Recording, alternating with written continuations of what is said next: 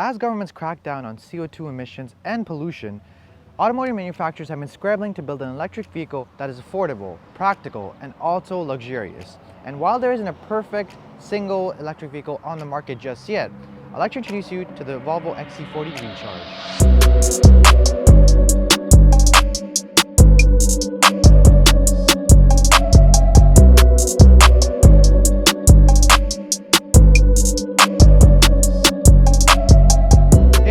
Welcome to Gone Driving. My name is Rahul and I do car reviews on this channel. If you like what you see and want to see more reviews on this channel, make sure you like and subscribe to the channel. Volvo claims to be the leader in the fast-growing electric premium segment of the industry, and they claim to do so by stating that 50% of their sales will be purely electric by mid-decade, and then by the end of the decade they're going to have all of their sales to be fully electric. The XC40 is offered in two different variants actually. It's offered in a combustion engine gas variant as well as the electric variant that we have today. And also the XC40 comes in three different trim levels. So you've got a Core, Plus, and an Ultimate, all packed with different kinds of features. In the electric one, you've got two lithium batteries that produce each 201 horsepower for a total of 402 horsepower, thanks to a 78 kilowatt per hour battery. And also in terms of the range, off a single charge, Volvo claims you can get 359 kilometers, which is pretty impressive. And also this car is equipped with an all-wheel drive system, which we'll see later on when we go for a drive. From the front of the XC40 Recharge, you're greeted by this body-colored panel, and you might be wondering, where's the grille in this car? Well, since this is an electric car, you don't actually need a cooling or a grille of any sort, so Volvo just decided to paint this over, and it looks very nice, and I think it's a sleek little design element to the XC40 Recharge. You've also got your front camera here as part of the 360-degree camera package. You've also got your signature headlights here with the Thor hammer, which is very cool. I love how Volvo actually calls it the Thor hammer. And also, as part of the ultimate feature or ultimate trim level, you get headlight washers in the front, which is nice. And also I'll put a clip of how these look in the night when they're lit up. And now you might be wondering, since this is an electric car, what's under the hood of the car, because it can be a gasoline powered engine. Well, if you open it up, it's just a regular Frunk that you see in many other cars for your storage spaces, your charging cables, whatever else you might have. So I've got my charging cable here, but you can also put your gym bag, your clothes, or anything like that you might have. From the side, the XC40 Recharge basically looks identical to its counterpart, the gasoline-powered one, besides a couple of different changes. So the first thing that I see here on the C-pillar, you've got a Recharge badge, just to remind again yourself and other drivers on the road that this is the electric variant, not the gasoline one. You've also got this little panel that goes inside, kind of adds to the sportiness of the car. You've also got 19-inch V-spoke rims. These are optional rims that you can spec out on the XC40. You've also got power folding mirrors when you unlock and lock the car, so I'll unlock it and it opens up, and then when you lock it up, same way, it folds up. You've also got this nice little design that kind of goes up, and it really provides a boot-like shape is what I've heard online and read online. I personally don't think it resembles a boot, but to each their own. And also you've got this nice little dual color, dual contrast color black roof line with the panoramic sunroof, which I think really goes well with this glacier silver metallic body paint.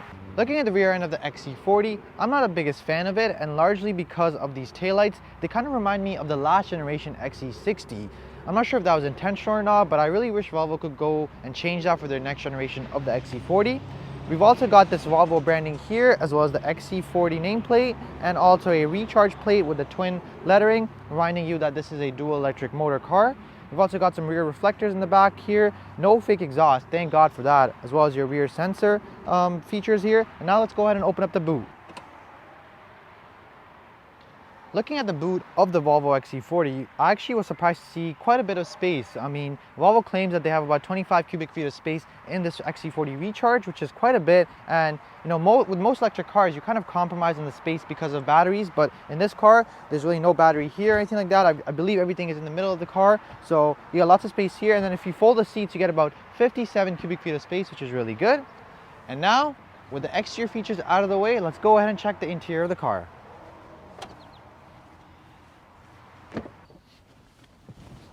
Alright, so currently sitting in the inside of the XC40, and I gotta say the interior looks very modern, high-tech, luxurious, and premium.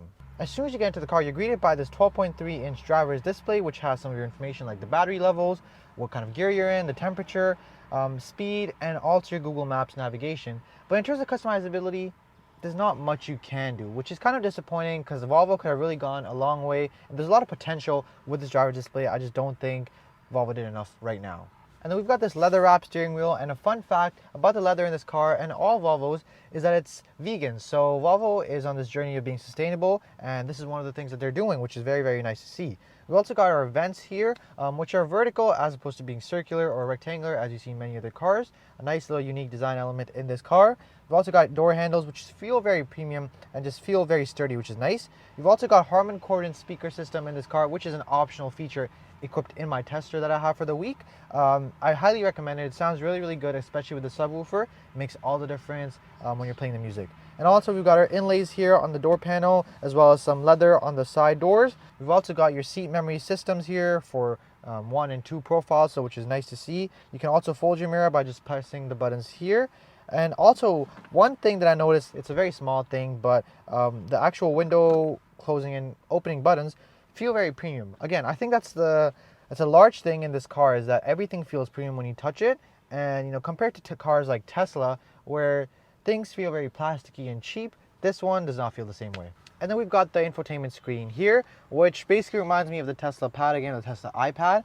It is a 9.3-inch infotainment screen, which basically is powered by an Android operating system as well as Google Assistant. So there is no Volvo Smart AI intelligence, things like that. It's all based off of Google. So if you want to have a smart command into the system, you just say, "Hey Google," and it pops up. You've also got Google Maps. So essentially Google runs the operating system in this infotainment system, which is good and also bad. I mean, sure, you've got the Google Maps, but I did notice as I was driving it for a couple of days, there are some issues and hiccups in the actual system, and maybe that's part of the Android system, but there are some lags and some glitches. So again, lots of potential in this infotainment system, just not the best the way it is right now. Now looking at the center console here, we've got a charging mat, a wireless charging mat, as well as rubber inlays on the side just to put your keys, your coins. But the charging mat, it's disappointing. And I don't know if this is with the XC40 across the line or just my tester that I had for the week, but I just can't get it to work. I have to put my phone in a very specific way for it to work, and that's just not really useful or practical. So hopefully this is just the case in my car, but definitely something to consider. And also, speaking of wireless things, there's also wireless CarPlay and Android Auto in this car, but again, I could not get it to work for the life of me. So if someone knows and wants to let me know in the comments below, please be sure to go and do that. Also, you've got your cup holders here. They're kind of stacked up in a way where one's higher than the other, which is kind of nice when you want to grab onto them. And also, you've got your gear shifter here, a nice small one, very easy to grasp onto and very easy to use. No complaints there. You've also got a little area here. So one more thing that I noticed in this car is there's lots of storage. So you've got storage obviously in the sides of the doors, storage here, storage in the glove compartment as well, but also storage on the sides of the center console, which is very nice. And also you've got a garbage bin in this car, so any trash or anything else you want to put in, just toss it in here and boom, it's gone. You've also got your armrest area here, pretty ample space. It is not heated or cooled to my knowledge. I don't think that's an optional feature as well in this car, but pretty good. And also leather, again, very premium quality. And the seats themselves, they're a mix of leatherette and Napa leather, which is very, very nice. And also you've got Alcantara here in the middle of the section of the seats, which is nice. And also I believe this is the only color combination you can get for the interior of the Volvo. And then we've got a panoramic sunroof in the XC40 as an optional feature. And a cool thing about this is that the way to open this is that instead of playing around with buttons or anything like that, you actually just slide your finger right over here and it opens up. So it's very convenient, especially when you're driving your car. You don't want to be messing around with the buttons. I feel like that's a little distracting. So you just slide your finger and it works, which is very nice. Also in the middle here, we've got our volume control as well as play, pause, rewind, and go to the next track. Rear and front defroster as well as your hazards, and that's about it. It's pretty simple. So all your climate control features, everything is controlled through the screen. There's no hard buttons for it, and unfortunately that's just the way things are going to be. And now let's check out the back seat area and see how much space there is and all that sorts of stuff. Alright, so currently sitting in the back seat of the XC40, and I gotta say it's pretty spacious. I'm at 5'9", and there's lots of leg room for me. There's also enough headroom for me, but someone at probably 6 feet is going to have a tough time sitting in the back seat here. Also, you've got the netted storage area here behind each of the front seats. You've got 2 vents here to control some of the climate conditioning here, as well as heated seats for the back passengers, which is an optional feature, I believe. And also you've got USB-C charging ports, 2 of them, so no one's really fighting over that. And also you can, believe it or not, you can actually lock and unlock the door from here, which is kind of cool, bad thing also because you can't actually have the physical buttons here, so they have to put that as per regulations. And also you've got the armrest here, but then there's this little cloth or something, I don't know what this is, where you can see the headrest thing. So I don't know why Volvo would put this over, why not just stitch it up or something like that, but it is here, kind of an inconvenience, but besides that, it's a very comfy and nice place to be. All right, so currently behind the wheel of the Volvo XC40 Recharge, and I've been driving this for a couple days now, and I gotta say, the electric punchiness and then the kick, the immediate torque, immediate power is definitely very addictive. I've been flooring it way too many times, and I've had way too much fun with it. You don't get the same experience in a gasoline-powered car by any means. I mean, we're gonna take a little corner here, and I'm gonna floor it. You're gonna see how quick it is. I mean, it does have 400 horsepower thanks to 2 motors, and then you've got an all-wheel drive system, so best believe the power is being delivered to all 4 wheels of the car. It's not rear-wheel drive by any means, and it's just the power delivery is so linear and smooth, and that's the best part. All right, so we're gonna take this corner here. I'm gonna show you guys just how quick this little thing gets going here.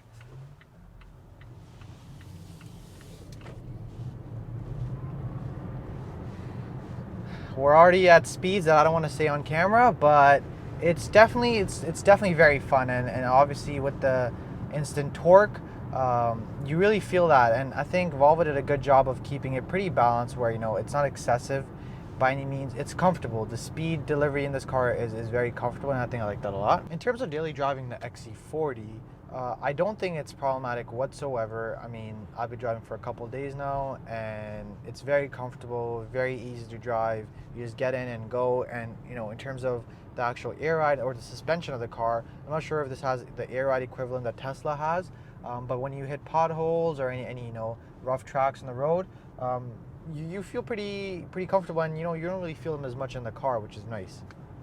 And then as for the technology in this car, like I mentioned before, this car has a lot of different safety features and options packaged into it. You don't have to take every single option that's offered by Volvo, but I would highly recommend, it makes your life a little bit easier when you're driving, especially in stop and go traffic or anything like that. For me personally, I've enjoyed the blind spot assist. Obviously, that's probably one of the most important ones. I've also enjoyed the 360 camera a lot. As much as I did say the bird's eye view is not the best quality, it's still helpful for me when I want to take tight corners or anything like that, or if I'm in a drive-through. It was quite helpful to use that. So we're gonna slow down here a little bit. We're gonna do a little bit of a rolling launch here. So just slow down a little bit more and go. And we're gone. So again, we're at speeds that I can't even disclose, but it's so fun, and every time you floor it puts a smile to your face, and I love that. And this XC40 is equipped with Volvo's version of autopilot system, so they call it a pilot assist. It's basically semi-autonomous driving, where you can turn it on to the point that you have to keep touching your hands to the steering wheel every few seconds, and it keeps you, obviously in the lane that you need to be in, as well as controls the traffic in front of you, or adjusts the speed of the car based on the car in front of you. In terms of the gauge cluster, it's pretty informative. Like I mentioned earlier, I wish Volvo did a little bit more with them, because there's so much potential to this one, and it really sucks not being able to see things like what kind of music you're playing unless you look at your infotainment screen. I think that's a pretty standard thing now. You see in a lot of luxury cars. BMW does it, Mercedes does it, I believe, Audi also does it, and every time you press this button here to change the gauge cluster, it just goes basically black in the middle. So I mean, you've got all that free real estate, might as well make the most of it, right? And then as for the infotainment screen, it's pretty informative again, very useful, very practical, has its occasions where it doesn't work, but besides that, I mean, it gets the job done. The Google Maps in this are integrated so that it always maps out your route with your battery percentage in mind. So let's say if I put a destination in, it'll tell me how much battery I'll be at when I get to my destination. And also the climate control functionalities are integrated into the screen as well. Do I like it? Absolutely not. But I think that's not just with Volvo. I think it's just in cars in general that are being produced today with climate control onto the screen. It's very, very distractive. I tried changing my climate control while I was driving, and you're obviously not looking at the road ahead of you, so it's not the best thing to do. You can obviously click auto and it does the job for you, but if you want to adjust a couple of things around, or if you increase your fan speed, if you want to turn on your heated seats, whatever it might be, you want to be able to have control through the physical buttons, and I like that more than I like the touchscreen. And also, just like every other electric car, this car also comes equipped with the one pedal braking, which is actually recommended if you want to, maximize your battery percentage. So I actually don't have it on right now. I'll turn it on here through the screen. So you just go into driving and you can turn it on. And in my opinion, it's a little aggressive for my liking. I know it's supposed to help you out, but for the couple days that I've had it for, this car for, I've actually had it off. And the reason being is that it's too aggressive for me. So I drove a Tesla before, and in the Tesla, you also have the option to have the one pedal driving. The thing is, in the Tesla, you can actually adjust how aggressive you want the braking to be. In this one, it's one mode. Either you have it on or off, and I don't like that. Like, once I let go of the accelerator here, it slows down quite aggressively. I'm not sure if that's on purpose, or they just chose not to have any other options, but I would have really liked Volvo to incorporate some different levels of one pedal driving. All right, so we're approaching a traffic light right now, and you can see I'm not doing anything. The car is slowing down itself. So it looks like the pilot assist is working, and it's good.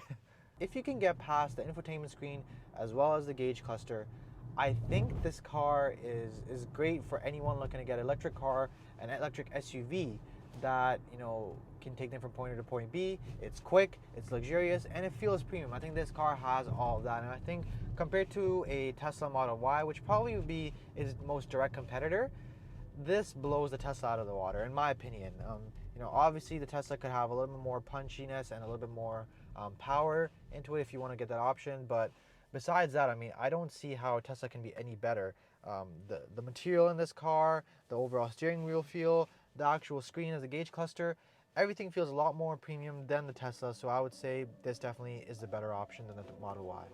And with that, my review on the 2022 Volvo XC40 Recharge comes to a conclusion. If you like what you saw, make sure you hit the like button and let me know if you get this car in the comments below. Besides that, I'll see you guys next time with a brand new video. Take care.